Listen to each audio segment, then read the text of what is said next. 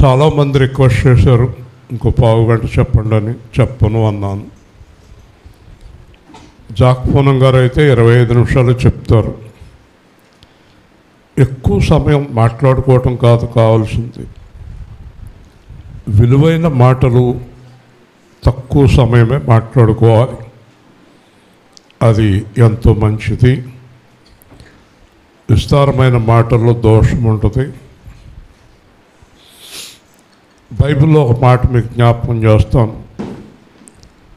మనుష్యులు సొంత ఊహల వలన ఈ ప్రవచనము వాక్యము రాలేదు.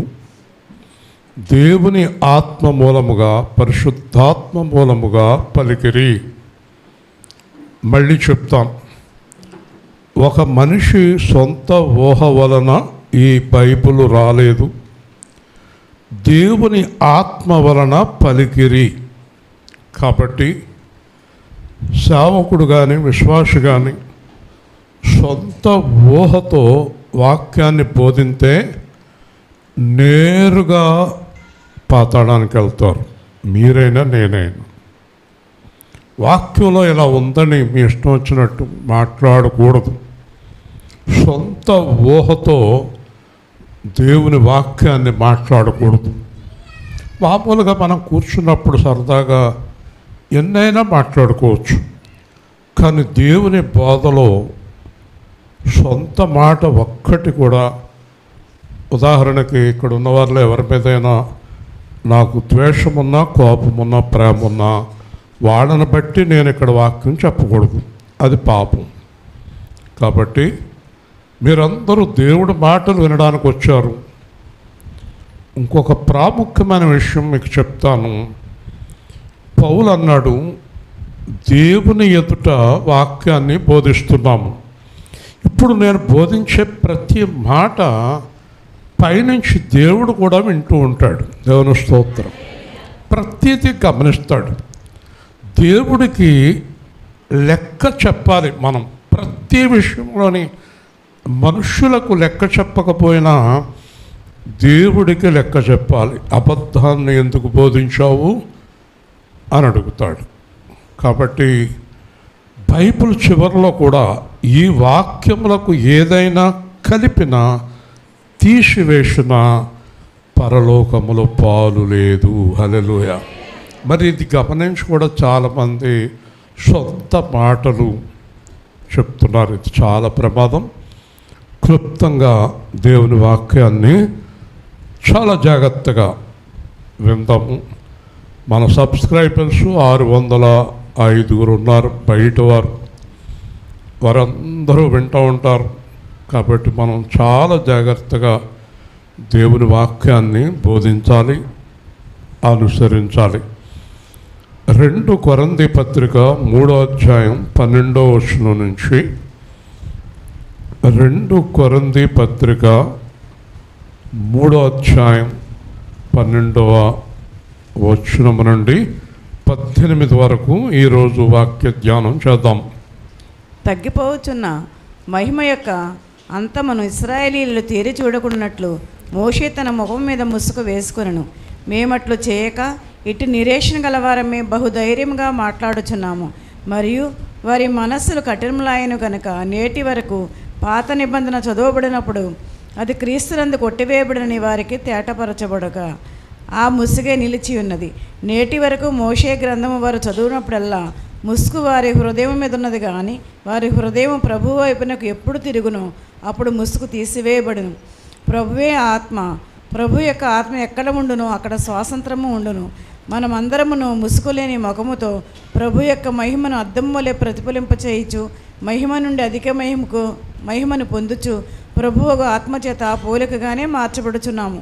ప్రతి మాట కూడా క్లుప్తంగా చెప్తాను, జాగ్రత్తగా చెప్తాను. బైబిల్ గ్రంథంలో పాత నిబంధన, కొత్త నిబంధన అని 2 ఉన్నాయి. ఈయన యేసు ప్రభు ఎవరంటే పాత నిబంధనకి కొత్త నిబంధనకి మధ్యవర్తి. దేవుడికి మానవుడికి మధ్యవర్తి. అర్థమైందా మీకు? ఈ మధ్యవర్తి అనే యేసుక్రీస్తు ఎవరంటే దేవుడే. ఈయనే దేవుడు.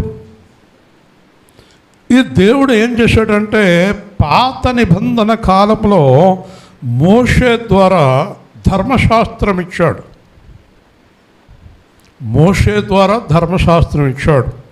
ఇక్కడ మోషే గ్రంథము చదువునప్పుడెల్లా, ఎందుకంటే చాలా సంఘాల్లో ఆచారాలు పాటించే సంఘాలు ఉంటాయి. ఉదాహరణకు 40 రోజులు ఉపవాసం అంటారు, ఏదో గుడారాలు లేదంటే ఏదో పండగలు అంటారు, ప్రత్యేక కూడికలు అంటారు, రాకడ మహాసభలు అంటారు.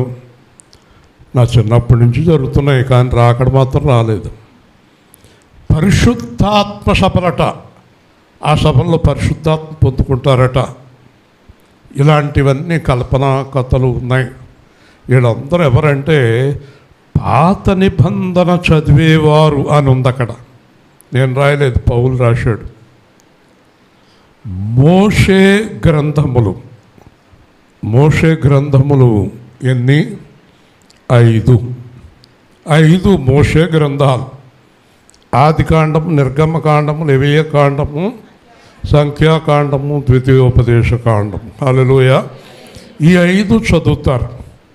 ఈ 5లో బలులు కదా, అభిషేకాలు, వింటున్నారా? అర్పణలు, చూసారా? హోమములు కదా, యజ్ఞములు, దూడలు, గొర్రెలు, రక్త ప్రోక్షణము, యాజకులు అని ఉంటాయి. ఈ 5 గ్రంథాల్లో కూడా అయ్యే ఉంటాయి. ఈ 5 గ్రంథాలు చదివినప్పుడు వీళ్ళ హృదయం దాంట్లో నుంచి కొత్త నిబంధనలోకి రాదు. కాబట్టి సంఘాల్లో అవే పెడతారు. ఒకచోట సిలువ బొమ్మ పెడతారు, ఒకచోట కుర్చీల మీద గుడ్డలేసి కూర్చోబెడతారు, ఒకచోట నూనె బుడ్డలు పెడతారు. మేము రాజమండ్రి వెళ్ళేటప్పుడు విద్యాశ్రం లాక్ దగ్గర పెద్ద బోర్డు, తైలాభిషేకము అంటే 3 రోజులట ఎన్నోళ్ళందరిని ఎత్తి మీద నూనె పోస్తారంటే ఈ పిచ్చతే నాకు అభిషేకం అయిపోయిందని వచ్చేస్తుంది. ఇంటికి వచ్చి తల అంటుకుంటుందా? నూనె పోద్దా, అభిషేకం పోద్దా? తైలాభిషేకం అంట. ఇవన్నీ పాత నిబంధన. తైలాభిషేకము కొత్త నిబంధనలో లేదు. అభిషేక తైలము కొత్త నిబంధనలో లేదు. వస్త్రములు మార్చుకొనుట కొత్త నిబంధనలో లేదు. గౌనులు గంటలు కట్టుకొనుట కొత్త నిబంధనలో లేదు. అలా డ్రెస్సులు వేసి తిరుగుతారు. వింటున్నారా? ఇక్కడ విమర్శించడం లేదు. పౌలు అది కొట్టివేయబడింది అంటున్నాడు. హల్లెలూయా. రైట్ ఆఫ్, కొట్టివేయబడింది, క్రీస్తునందు కొట్టివేయబడింది. ఏముంది అక్కడ? క్రీస్తునందు మాట్లాడాలి. కొట్టివేయబడిందని వడ్డీ పట్టుకొచ్చే అధికారం ఎవరికి ఉంది? కొట్టివేయబడింది.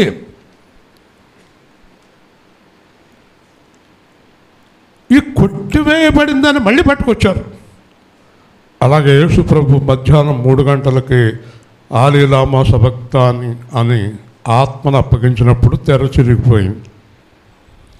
పైనుంచి కిందకి తెర చిరిగిపోయింది. చిరిగిపోయిన తర్వాత మళ్ళీ తెర కడుతున్నారు. ఇప్పుడు అది అడ్డ తెర. జాగ్రత్తగా వినండి.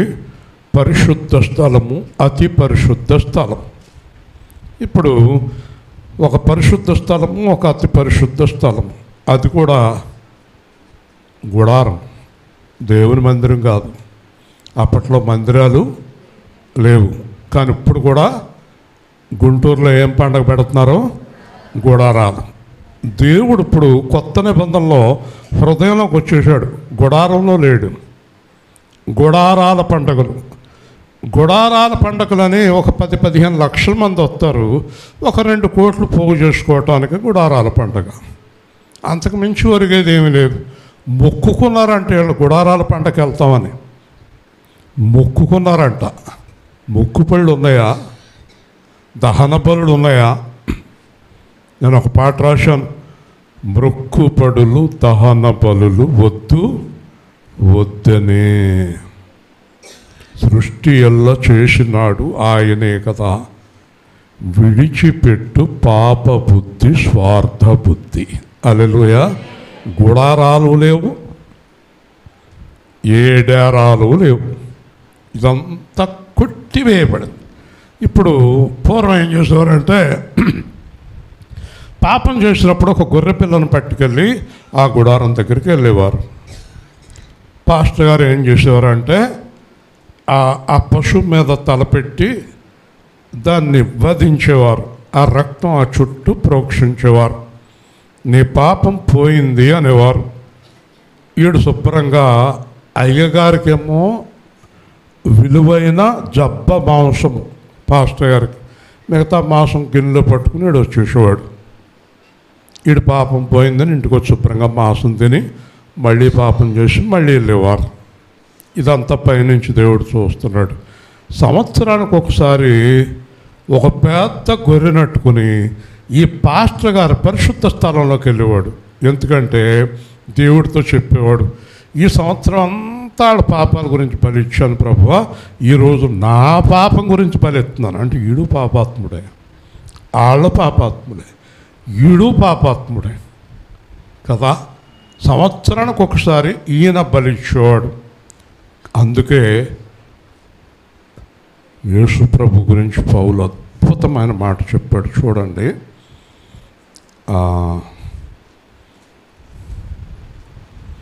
హెబ్రీయులు రాసిన పత్రిక, ఇది సరిగ్గా చదవక కదండి, సరిగ్గా చదవనందువల్ల వారికి అర్థం కాలేదు.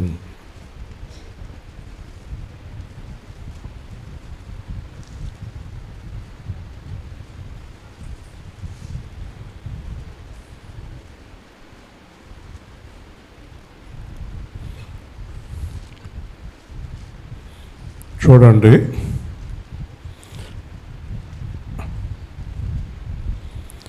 7వ అధ్యాయం హెబ్రీయులకు రాసిన పత్రిక. చాలా వాక్యం ఉంటుంది కానీ మనం 26 నుంచి చదువుదాం, బాగా అర్థం కావాలంటే. పవిత్రుడు 7:26 అందరూ తీశారా? చాలామంది ఇంటికాడ బైబిల్ తీయరు కనుక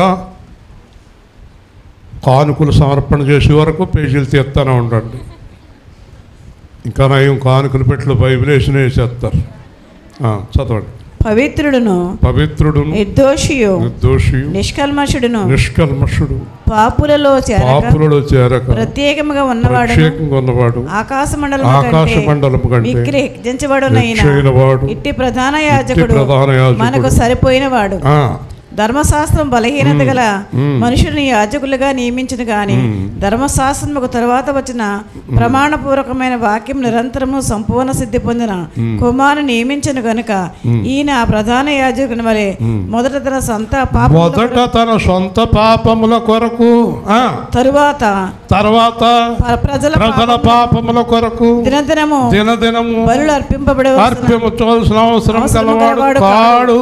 తను అర్పించుకున్నప్పుడు ఒక్కసారి ఈ పని చేసి హల్లెలూయా. ఆత్మను నా పాపం నీ పాపం నీ పాపం నా పాపం అనవలసిన అవసరం లేని మహాపరిశుద్ధుడు ఒక్కసారి మనందరికీ బలి అర్పించేశాడు. హల్లెలూయా. అయిపోయింది. ఇట్ ఈస్ ఫినిష్డ్ అన్నాడు. ఇట్ ఈస్ ఫినిష్డ్ అన్నాడు. ఆ ఫినిష్డ్ అనే మాట అనే అధికారం ఎవరికి లేదు. సమాప్తమైనది అన్నాడు. ఎవరైతే సృష్టి చేశాడో ఆయనే సమాప్తమైందన్నాడు. ఈ యాజకునికి ఎవరికి సమాప్తమైందనే అధికారం లేదు. ఎందుకంటే మళ్ళీ సమాప్తమైందనో కానీ ఈడంటే ఇంకొకడు వచ్చి గుమ్మల నుంచున్నాడు, అయ్యా పాపం చేశాను, ఆడైపోయాక మళ్ళీ ఈడైపోయాక మళ్ళీ ఆడు. అర్థం చేసుకోండి. కాబట్టి యేసుక్రీస్తు నేరుగా దేవుడి దగ్గరికి వెళ్ళి, అయ్యా నేనే బలవుతున్నాను, సమాప్తము, ఇంకా బలులు లేవు. హల్లెలూయా, హల్లెలూయా చెప్పండి. చూసారా, ఒక్కసారి ఈ పని చేసి ముగించేశాడు. చెప్పాలి, ఒక్కసారే ఈ పని చేసి ముగించాడా?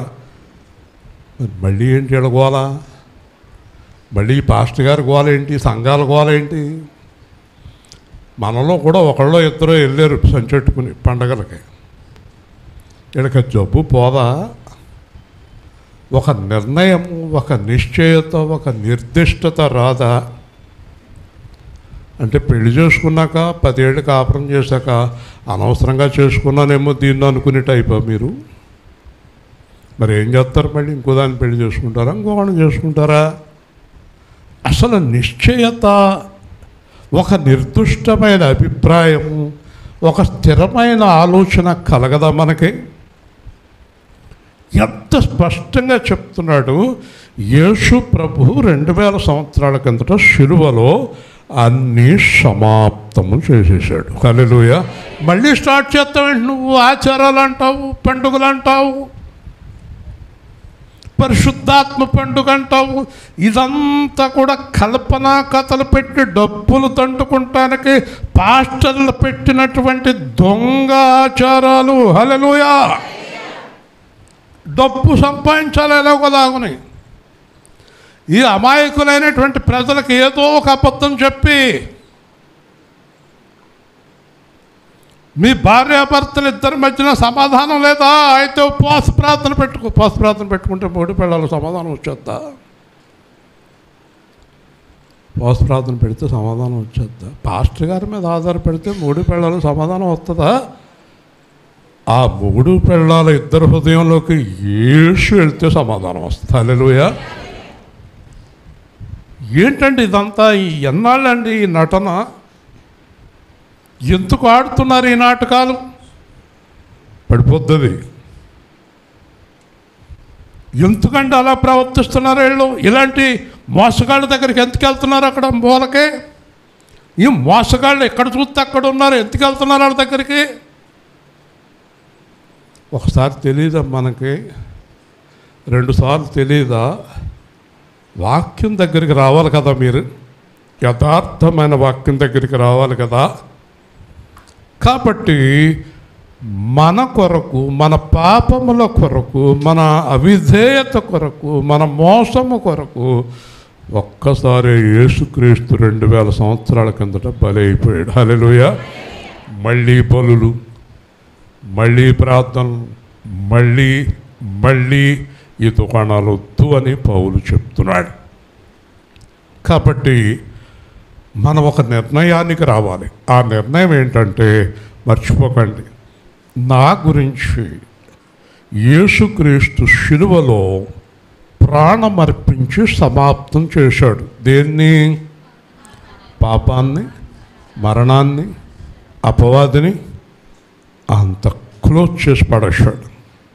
చేసేసాడా? ఒకవేళ నిజంగా నువ్వు యేసుని నమ్మితే ఆ పాత స్వభావ జీవితాన్ని, ఆ పాత పాప జీవితాన్ని సమాధి చేసేయి. హల్లెలూయా.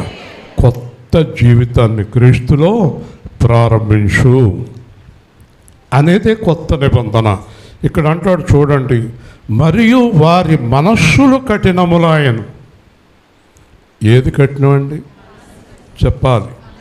మనస్సు కఠినమైంది. వారి మనస్సులు కఠినమాయలను కనుక పాత నిబంధన చదువుతున్నప్పుడు క్రీస్తునందు కొట్టివేయబడనని తెలియక ఒక పాస్టర్ గారిని అడిగారట. మీరేంటండి 4 పెళ్ళిళ్ళు చేసుకున్నారు అని అడిగారట గుంటూరులో.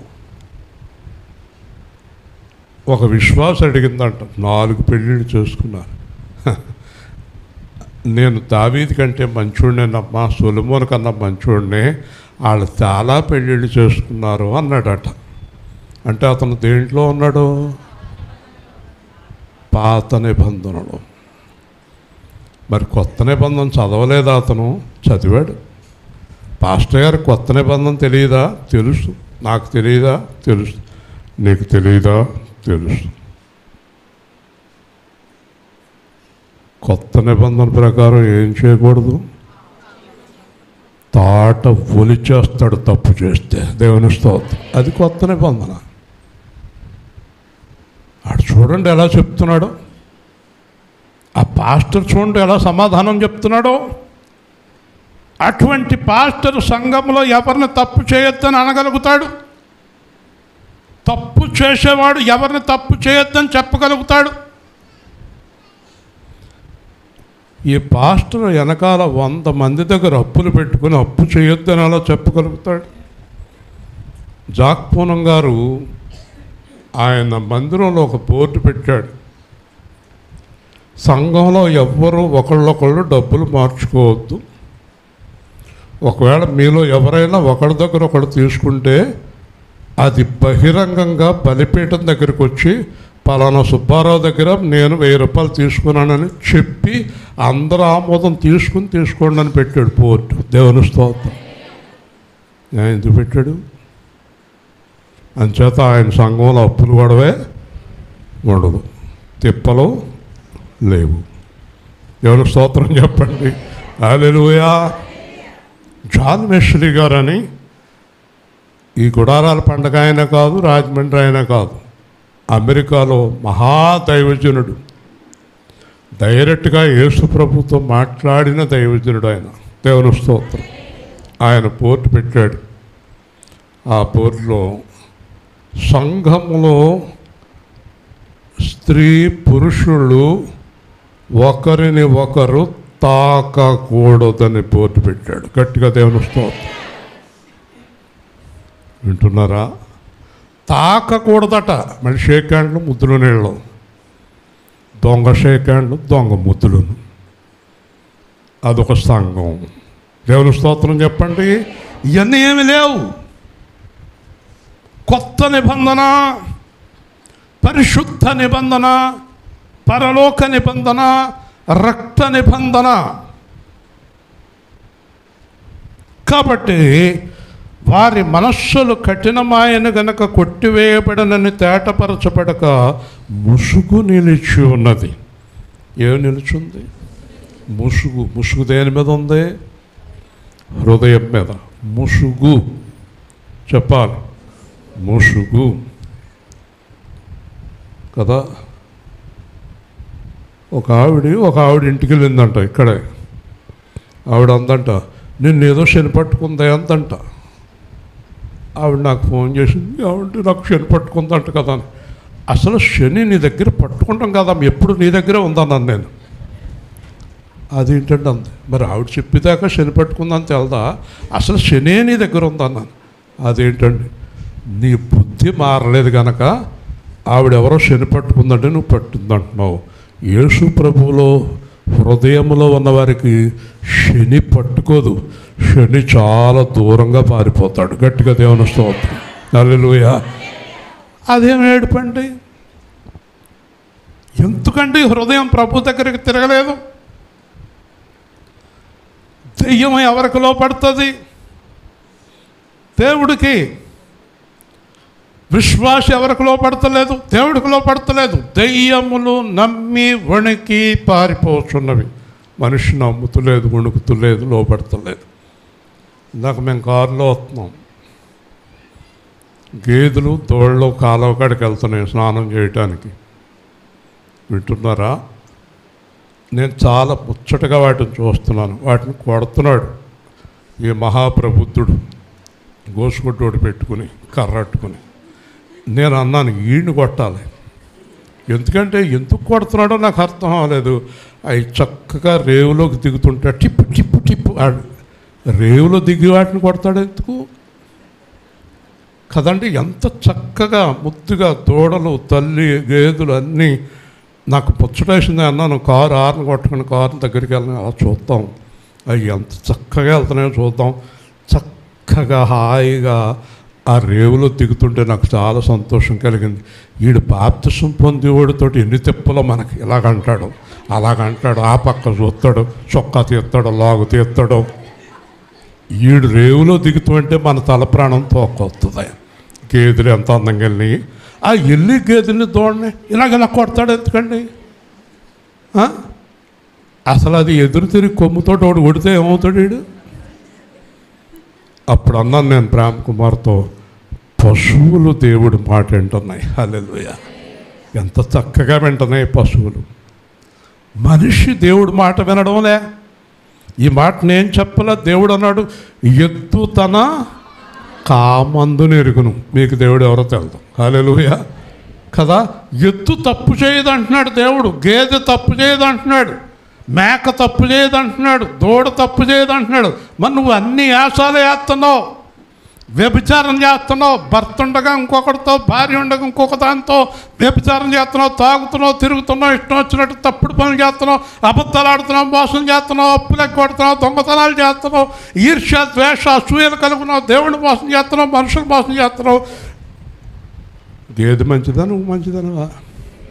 గట్టిగా చెప్పు, గేదె మంచిది. హల్లెలూయా.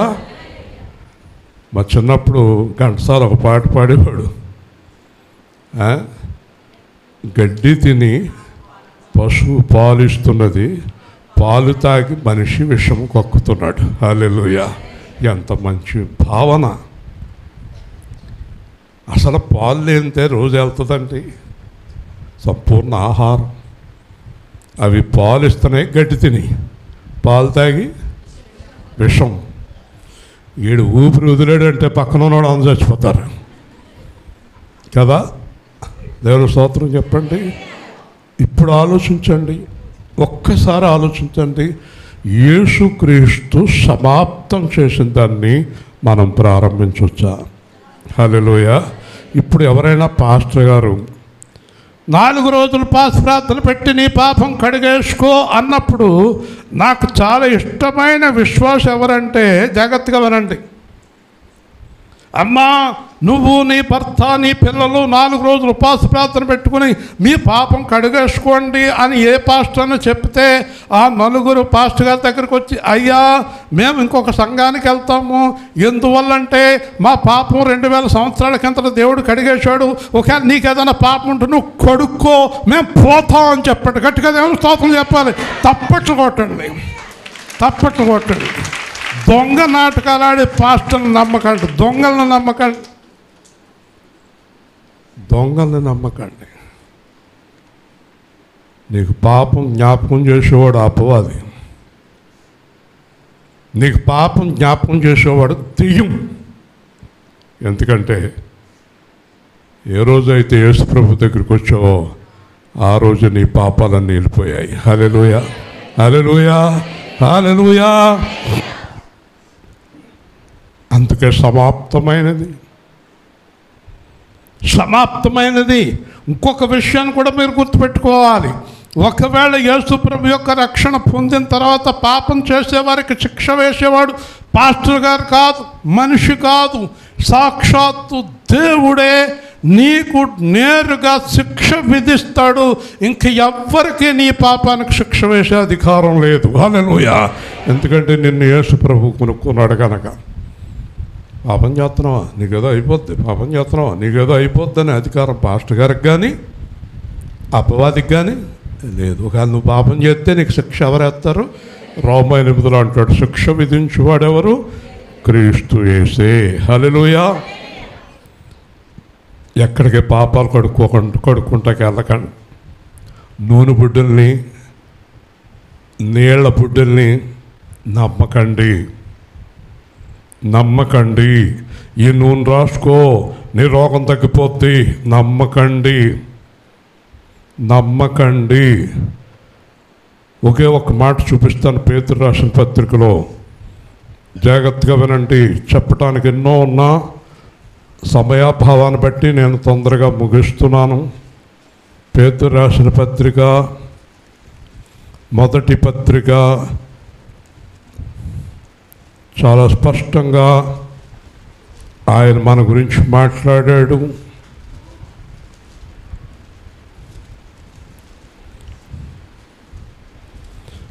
పేతురు మొదటి పత్రిక 2వ అధ్యాయము 24వ వచనము. మనము పాపము విషయమై మనము పాపముల విషయమై చనిపోయి నీతి విషయమై జీవించున్నట్లు ఆయన తానే తన శరీరమందు మన పాపములను వాను మీద మోసుకొనెను. ఆయన పొందిన గాయముల చేత మీరు స్వస్థత పొందితిరి. అర్థమైంది ఇంజనీర్ గారు? మీకు స్వస్థత ఎవరి వల్ల వచ్చింది? పాస్టర్ గారి వల్ల రాలేదు, క్రీస్తు యేసు వల్ల. హల్లెలూయా. ఆయనే నీ పాపములు నా పాపములు మాను మీద మోసాడు. మన పాపాలు పాస్టర్ గారి మీద పాస్టర్ గారు మోయలేదు, విశ్వాసులు మోయలేదు, మొగుడు మోయలేదు, పెళ్ళం మోయలేదు. ఒక రోజున నాతోటి సాతాను అంటున్నాడు, నీ గురించి ఎవరో చనిపోతున్నారు చూడు అన్నాడు. ఆడు చూస్తున్నాడు అలా, నీ గురించి ఎవరో చనిపోతున్నారు అన్నాడు. వెంటనే పరిశుద్ధాత్మ నాతో చెప్పాడు, మాట్లాడేది నేది కాదు ఆడు అన్నాడు. నాకు ఎలాగ అర్థం అవుతున్నాను, నీ గురించి చనిపోయింది నేను, ఎవ్వరూ కాదు. హల్లెలూయా. మీరంచేత అమ్మా నా గురించి చచ్చిపోతున్నావా, అయ్యా నా గురించి చచ్చిపోతున్నావా అని ఎవరిని అనకండి. చచ్చిపోయినా దానివల్ల లాభమేమీ లేదు. హల్లెలూయా. మనందరి కొరకు యేసుక్రీస్తు ఎప్పుడో చనిపోయాడు. హల్లెలూయా. ఇప్పుడు అర్థమైందా? బూటకు మాటలు నమ్మకండి, అబద్ధాలు నమ్మకండి. అపవాది ఎప్పుడు కూడా మీకు ఒక విషయం చెప్పనా, అపవాది నీతోటి ఎప్పుడు నీ పాపము పోలేదని చెప్తాడు. అందరూ చెప్పండి. అపవాది నీ పాపము పోలేదని చెప్తాడు. యేసు ప్రభు ఏం చెప్తాడు? నీవు పరిశుద్ధుడవు అంటాడు. హల్లెలూయా. హల్లెలూయా చెప్పండి. ఒకవేళ నువ్వు పాపం చేస్తున్నావే అనుకో, దానికి శిక్ష ఆయనే వేస్తాడు. చాలా స్పష్టంగా ఉంది బైబిల్లో, పాపం చేసే వారికి శిక్ష విధించేవాడు ఆయనే. ఒకవేళ నువ్వు చాటుగా రహస్యంగా దేవుడికి వ్యతిరేకమైన పనులు నువ్వు చేస్తుంటే నీకు శిక్ష తప్పదు. నేను రక్షణ రాజ్యంలోకి తీసుకెళ్ళు. ఎందుకంటే ప్రతి చోట ప్రకటన గ్రంథం ఆఖరి అధ్యాయం 21వ అధ్యాయంలో కూడా ఆయన ఒక మాట చాలా స్పష్టంగా చెప్పాడు. అదే ఆఖరి అధ్యాయము, జయించు వారినే తీసుకెళ్తానికి వస్తాను అన్నాడు. హల్లెలూయా. ఇంకా అంతకన్నా ఏం చెప్తాడు? ఇప్పుడు 10th క్లాస్ పాస్ అయిన వాళ్ళు 4 వచ్చి నుంచోండి అన్నారు అనుకోండి, ఇక్కడ ఉద్యోగం ఎత్తానికి. దాంట్లో ఫెయిల్ అయిపోయినాడు ఒకడు వచ్చాడు అనుకోండి, 3 పాస్ అయినోడు ఒకటి ఫెయిల్ అయినాడు. 4 సర్టిఫికెట్లు ఇవ్వండి అంటే 3 ఇచ్చారాడేమో ఫెయిల్ అయిపోయాడు. నేను ఫెయిల్ అయ్యాను. నీకు వినపడలేదంటాయా? వినపడలేదా? వినపడింది. ఏమన్నా ఒకవేళ ఉండదు. గెట్అవుట్. ఫెయిల్ అయినోడికి ఎలాగెత్తామా అన్నాడు కదా. ముందుగా ఏమి అనౌన్స్ చేశారు చెప్పాలి. చెప్పండి ఇంజనీర్ గారు. పాస్ అయిన వాళ్ళని అంటే చదవండి 21వ అధ్యాయం. మీరు డైరెక్ట్గా చదివితే మీకు డౌట్ వదిలిపోద్ది. 21వ అధ్యాయము 7వ వచనం. 21:7 గట్టిగా చదవాల్సిన మాట ఇది. జయించువాడు వీటిని స్వతంత్రించుకును. నేను అతనికి దేవుడయ్యుందును, అతడు నాకు కుమారుడయ్యుండును. ఇంకా క్లియర్గా చెప్పాలంటే ఈవిడికి ప్రసన్న మళ్ళీ వాళ్ళ అక్కకి ఆవిడ ఎక్కడో చూస్తూ ఉంటుంది, ఇక్కడ ఉండదు. వింటున్నావమ్మా?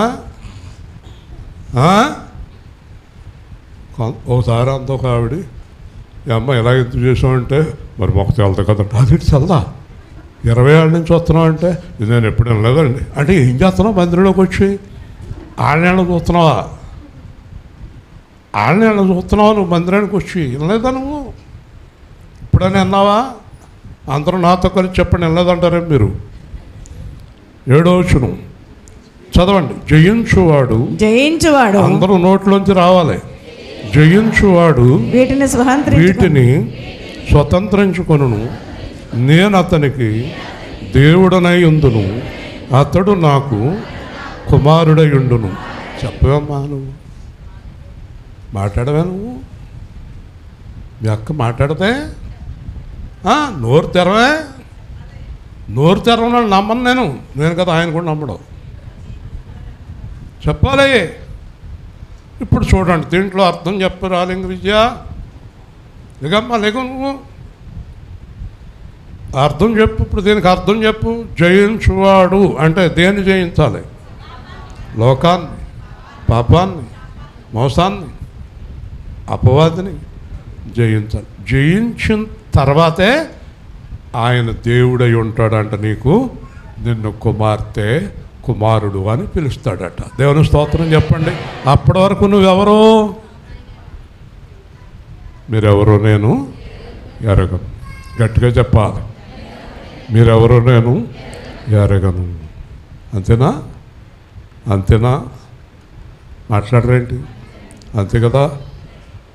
ఒక భర్తట ఏదో చాలా తప్పుడు పనులు చేస్తున్నాడంట. చాలాసార్లు పెద్దలు చెప్పారంట, అందరూ చెప్పారంట కరెక్ట్ కాదని. సరే ఇంక ఈ అమ్మాయి అమ్మగారింటికి వెళ్ళిపోయిందట. అమ్మగారింటికి వెళ్ళిపోయాక మనోడు రయ్యమంటే వెళ్ళిపోయాడంట. వెళ్ళిపోయి అది పెద్ద బంగళా గేట్ ఉందంట. వాచ్మెన్ దగ్గర ఆగాడు. గేట్ తీయన్నాడంట. వాచ్మెన్ అన్నాడు గెట్ అవుట్ అన్నాడంట. ఆ ఇంటల్లుడిని అలాంటి ఏమి సాగలే అన్నాడంట. ఏంటి అన్నాడంట. ఇదిగో వాటర్ నీకు తీయొద్దన్నారు గేటు. ఒకసారి నా భార్యతో మాట్లాడతాం కుదరదు. మా మావయ్యతో మాట్లాడతాం కుదరదు. అన్నాడంట. ఈ ఇంటి ఓనర్ గారితో మాట్లాడతానంటే ఇస్తాను అన్నాడంట. ఆయన ఫోన్ కలిపాడంట. నేను మావయ్య. ఎవడు నీకు మావయ్య అన్నాడు. మా ఆవిడని కాక ఆ అమ్మాయి ఎవడు నువ్వు అందంట. ఏంటి ఇలాగ అందరూ మాట్లాడుతున్నారంటే నువ్వెవరో మేము ఎరగము, నీ జీవితము పో బయటికి. హల్లెలూయా. ఇది యేసు ప్రభువు చెప్పేది. ఏమన్నాడు మత్తయి 7లో? మీరెవరో నేను చెప్పండి. మీరెవరో నేను ఎరగను. బుద్ధి లేని కన్యకుడికి ఏం చెప్పాడు? మీరెవరో నేను ఎరగను. గట్టిగా చెప్పండి. ఇప్పుడు అందరూ కలిసి అర్థమైపోతే చెప్పండి. ఎవరిని ఎరుగుతున్నా అంటాడమ్మా రమాదేవి? ఎవరిని చెప్పాలి అందరూ? ఎవరిని?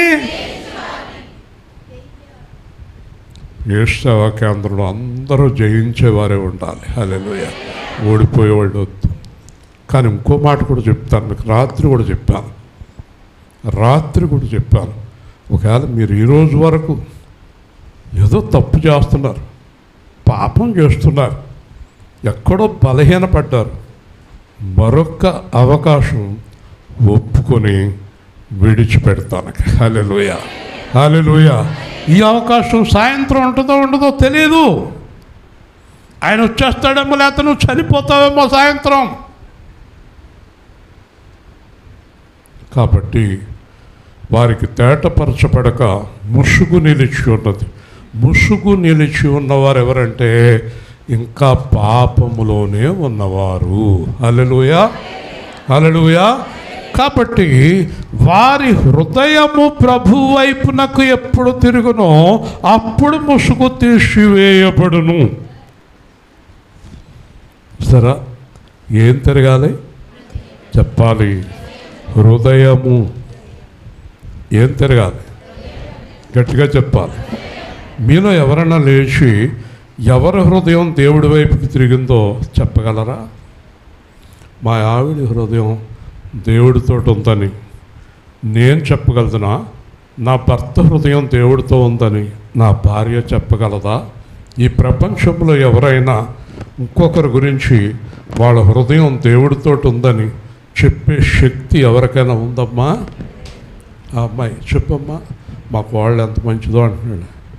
చెప్పు. హృదయం తెలుస్తుందమ్మా? తెలుస్తుందా? నేను అంటాను మాకు వాళ్ళు మంచిది, మల్లుడు మంచోడు అంటూ ఉంటాను. కానీ మా కోళ్ళ మంచిదో మల్లుడు మంచోడో ఎవరికి తెలుసండి? గట్టిగా చెప్పండి. హల్లెలూయా. గట్టిగా చెప్పండి. కాబట్టి నీ హృదయం నా హృదయం దేవుడి వైపుకి తిరిగిందో లేదో దేవుడికి తెలుసు, నీకు తెలుసు. హల్లెలూయా చెప్పండి. ఇప్పుడు ఏం జరుగుతుందో చూడండి. ఇప్పుడు ఏం జరుగుతుందో చూడండి. ముసుగు తీసివేయబడును, ప్రభువే ఆత్మ. ముసుగు చెప్పాలి, అర్థమైందా మీకు? ముసుగు తీసివేయబడును చెప్పాలి. ఇప్పుడు పెళ్ళైనప్పుడు ఇంజనీర్ గారు కోడలు ముసుగు వాళ్ళ ఆయన తీశాడా, పాస్ట్ గారు తీశారా, ఇంజనీర్ గారు తీశారా, వాళ్ళ అమ్మగారు తీశారా? అంతేనా? ముసుగు తీసే అధికారం ఎవరికి ఉంది? భర్తకే. మన భర్త ఎవరు? యేసుక్రీస్తు ప్రభు. గట్టిగా చెప్పండి, మన భర్త ఎవరు? యేసుక్రీస్తు వైపుకి హృదయం తిరిగాక మన ముసుగు ఎవరు తీసేస్తారు? యేసే తీసేస్తాడు. హల్లెలూయా చెప్పు, హల్లెలూయా. యేసు ముసుగు తీసేదాకా హృదయం మీద ముసుగు అలాగే ఉంది. అయితే ముసుగు తీసే పని యేసుక్రీస్తుది, హృదయం తిప్పుకునే పని ఎవరిది? అన్నీ తెలుసు ప్రసన్నమణికి, అన్నీ తెలుసు, కానీ మర్చిపోద్ది అంతే. దేవుని స్తోత్రం. ఆడ ఆయన నిజమే అంటున్నాడు. ఏమీ లేదు. ఆవిడ ఏం చేద్దంటే, ప్రసన్నమణి గారు నాకు బాగా ఇష్టం అందుకే చెప్తున్నాను, ఆవిడేమో తిడుతున్నాను అనుకుంటుంది. గమ్మున రైలు ఎక్కేస్తుంది, రైలు సగం దూరం వెళ్ళాక ఫోన్ చేస్తున్నాడు ఆయన, ఆవిడ టికెట్ మర్చిపోయినాడు. ఇప్పుడైతే పర్లేదు అనుకోండి, సెల్ ఫోన్లోకి వచ్చేసినాయి. దేవుని స్తోత్రం. అలాగే హైదరాబాద్లో తాళం చేయి మర్చిపోయి ఇంటికి వచ్చి తాళం చేయి మర్చిపోయాను. అదొక్కటి జాగ్రత్తగా ఉంటే సరిపోద్ది. మనం ఈ విన్న వాక్యాన్ని హృదయంలో భద్రపరచుకోవాలి. అన్నిటికీ సమాధానం చెప్తుంది ఆవిడ చక్కగా, కానీ అది అనుసరిస్తే చక్కగా ఉంటుంది. గట్టిగా చెప్పండి హల్లెలూయా. మనకు తెలిసిన విషయాన్ని ఏం చేయాలి? అనుసరించాలి. నేను బోధింతే సరిపోదు, అనుసరించాలి. ఇప్పుడు మన హృదయం ప్రభు వైపుకి తిరిగిన వెంటనే మన ముసుగు ఎవరు తీసేస్తున్నారు? ముసుగు తీసేసిన వెంటనే ఏమైపోయింది? ఆవిడ ఆయనకి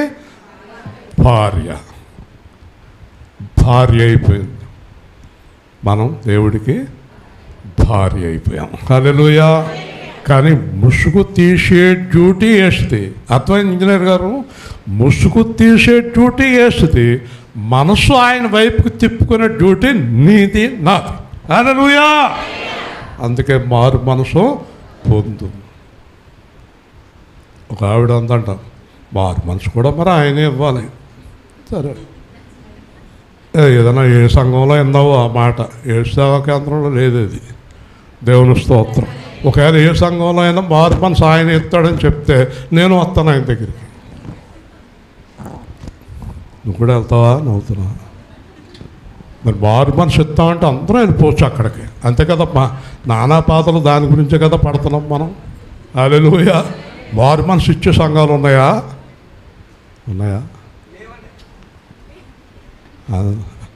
లేవండి అని నిమ్మడంగా చెప్తావేంటి? ఇచ్చేలాగుంటే మారు మనసు పొందు అని అన్నాడు. హల్లెలూయా, హల్లెలూయా. ముగించేసుకుందాం. ప్రభువు ఆత్మ ఎక్కడ ఉండునో అక్కడ స్వాతంత్రముండును. హల్లెలూయా. ప్రభువు ఆత్మ ఎక్కడ ఉండునో అక్కడ స్వాతంత్రముండును చెప్పాలి. ఇప్పుడు మన ప్రసాద్ గారి భార్యను గట్టిగా పట్టుకుందాం. అమ్మ చెప్పమ్మా, స్వాతంత్రం అంటే ఏంటో చెప్పమ్మా లేచి. అది కరెక్టే, స్వతంత్రం అంటే మళ్ళీ కూర్చోకో కూర్చో. ఆవిడ ఎవరు అనుకుంటున్నారు? ఏలుపూరు బోర్డు మెంబర్ చేసింది ఆవిడ, వైస్ ప్రెసిడెంట్ కూడా చేసినట్టుంది. చెప్పమ్మా. అది నేను చెప్పిందే. స్వాతంత్రం అంటే ఏంటి? స్వాతంత్రం అంటే ఏంటి? ఎవరు చెప్తారు? చేయి చూపించండి, కూర్చోండి. స్వాతంత్రం మహిమ చెప్పు. స్వాతంత్రం అంటే ఏంటి? గుర్తుపెట్టుకోండి. పాపము చేయవాడు పాపానికి దాసుడు. దేవుని స్తోత్రం చెప్పు. అలాగే పాపం చేసేవాడు పాపానికి దాసుడు, యేసుక్రీస్తుని వెంబడించేవాడు యేసుక్రీస్తుకి దాసుడు. వింటున్నారా?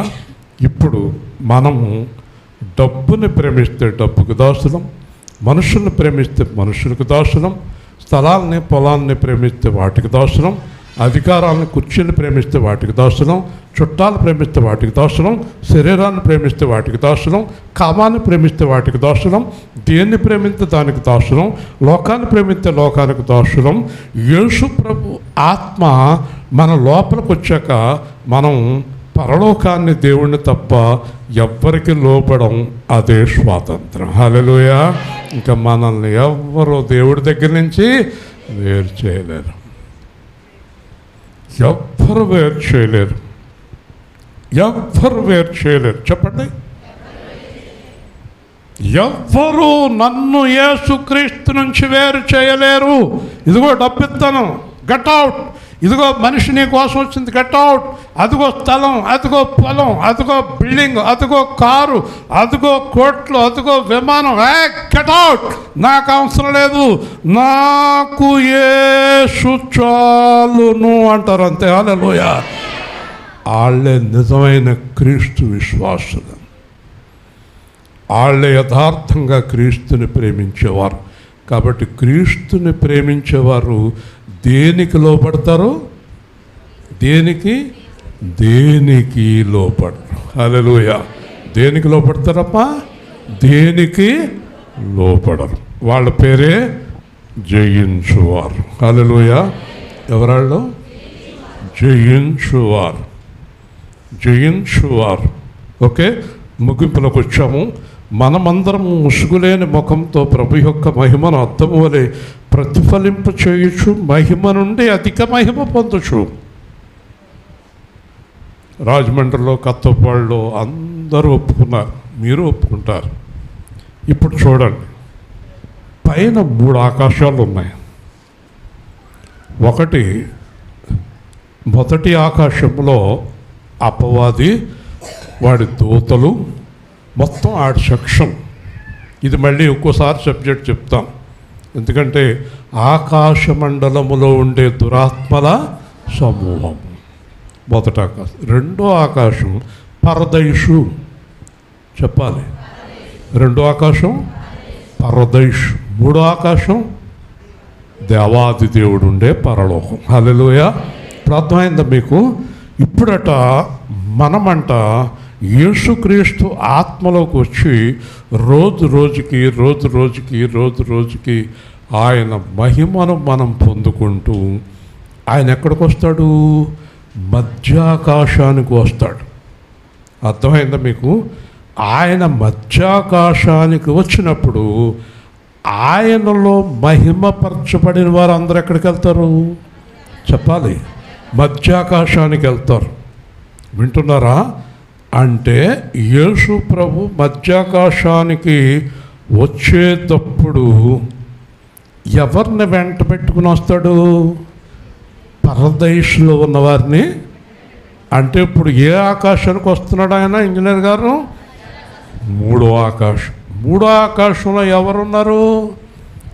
అపవాది, దూతలు. వినాలి, మూడో ఆకాశంలో ఎవరున్నారు? ఆ ఆకాశానికి ఎవరు వస్తారు? యేసు ప్రభు వస్తాడు. మనం ఎక్కడికి వెళ్తాం? పైకి వెళ్తాం. మీకు ఒక గొప్ప విచిత్రమైన విషయం చెప్పనా? ఆయన మూడో ఆకాశానికి వచ్చేటప్పటికి వాడు మూటా ముల్లె సర్దుకొని పాతాళానికి వెళ్ళిపోతాడు. హల్లెలూయా. గట్టిగా చెప్పాలి, హల్లెలూయా. అక్కడికి మనం వెళ్తాం. అక్కడ 7 సంవత్సరాల విందు. కిందకు వచ్చినాడు ఊరికే ఉంటాడా? తరిమేశాడు కదండి. ఆడెక్కడ ఉంటాడు? కింద ఉంటాడు. ఏం చేస్తాడు? నానా హింసలు, నానా బాధలు, నానా శ్రమలు పెడతాడు. అందుకే ఆర్ఆర్కే గారు క్లియర్గా చెప్పారు, పౌలు గారు చెప్పారు, శ్రమల కాలములో జయించిన వారు భూమి మీద ఉండరు. హల్లెలూయా. గట్టిగా చెప్పండి. అర్థమైంది మీకు? కాబట్టి ఇప్పుడు మనము మహిమ నుండి మహిమతో ఎక్కడికి వెళ్ళాలి? చెప్పాలి. చేతులతో కూడా చూపించారు రాజమండ్రి, కత్తపూడి. ఎక్కడికి వెళ్ళాలి? ఎలా ఎదగాలి? ఎక్కడున్నప్పుడు మనం ఎక్కడికి వెళ్ళాలి?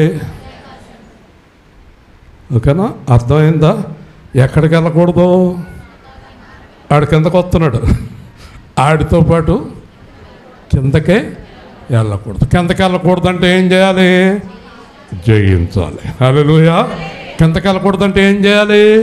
జయించాలి. అంటే జయించాలి అనే మాట ఎంతకాలం? నువ్వు జీవించినంతకాలం, ఆయన వచ్చే అంతకాలం. హల్లెలూయా. అంటే ఉదాహరణకు తేజ ఉంది, 25 ఏళ్ళు అనుకోండి, 70 ఏళ్ళు బతుకుద్ది అనుకోండి, 70 ఏళ్ళు 45 సంవత్సరాలు జయ జీవితాన్ని గడపాలి. అడగల ఆయన ప్రసాద్ కూడా. తేజ ఉంటే చాలండి అన్నాడంటే ఊరుకోడు. ప్రసాద్ కూడా జయించాలి. అంతేనా? వాళ్ళిద్దరిని చూసి ఆనందంతో రమాదేవి ఓడిపోకూడదు, ఆవిడ జయించాలి. దేవుని స్తోత్రం. ఇప్పుడు చెప్పండి, జయ జీవితమైన ఓటమి జీవితమైన ఎక్కడా? ఇక్కడే. హల్లెలూయా, హల్లెలూయా. అందుకే మన కొరకు శిలువలో యేసు చనిపోయాడు. ఎందుకు చనిపోయాడు? మన పాపముల నిమిత్తం. మరి ఎందుకు చనిపోయాడు? మన అపరాధముల నిమిత్తం. ఎందుకు సమాధి అయ్యాడు? మన గురించి. ఎందుకు లేచాడు? మన గురించి. ఎందుకు వస్తున్నాడు? మన గురించి. మరి నా గురించి అని అనుకున్నప్పుడు నువ్వు ముగించేస్తున్నాను. ఎవరి గురించి జీవించాలి చెప్పండి? నా గురించి ఇన్ని శ్రమలు పడి, ఇన్ని బాధలు పడి, మధ్యాకాశమునకు వచ్చే యేసు పరలోకములో తండ్రి పక్కన కూర్చొని ప్రార్థన చేస్తున్నాడు. ఎవరి గురించి? మొట్టమొదట భూలోకానికి యేసు ఎవరి గురించి వచ్చాడు? మధ్యాకాశానికి యేసు ఎవరి గురించి వస్తున్నాడు? మళ్ళీ కిందకు 1000 ఏళ్ల పరిపాలన ఎవరి గురించి వస్తున్నాడు? మళ్ళీ ఎవరిని తీసుకెళ్తున్నాడు అక్కడికి? మొత్తం అంతా నీ గురించేనా? చెప్పండి. నా గురించేనా? మీ గురించి అనుకున్న వాళ్ళందరూ ఒక్క నిమిషం యేసు ప్రభుతో మాట్లాడండి. మీరు ఏం చేయొచ్చు, ఏం చేయకూడదు చెప్పండి. దేవుడితోటి మాట్లాడండి, ప్రభుతో మాట్లాడండి. చక్కని వర్తమానం విన్నారు. మీ గురించి యేసు ఏం చేశాడో ఒక్కసారి దయచేసి అర్థం చేసుకోండి. నా గురించి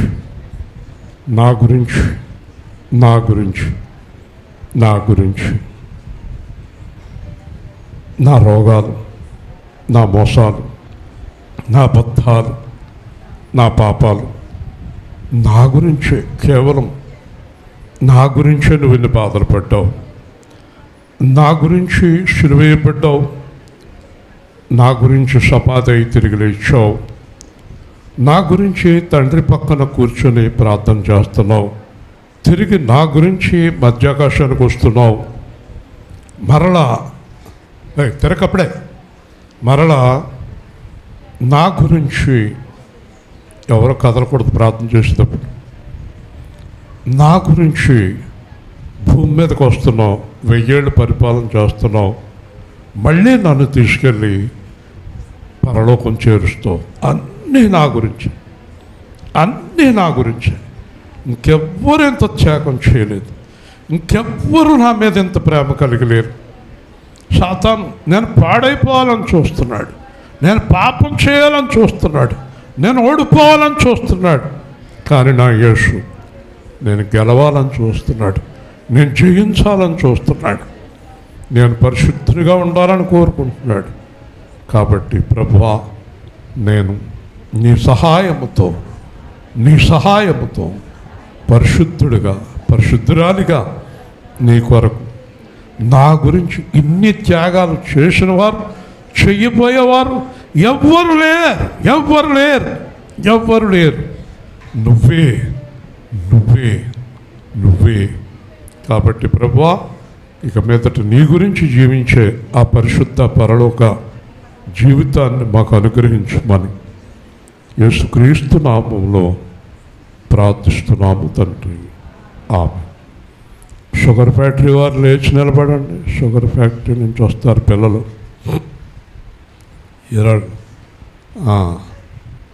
ఈ పిల్లలు ఇంచుమించు చానాళ్ళ నుంచి ఎక్కడ ప్రార్థన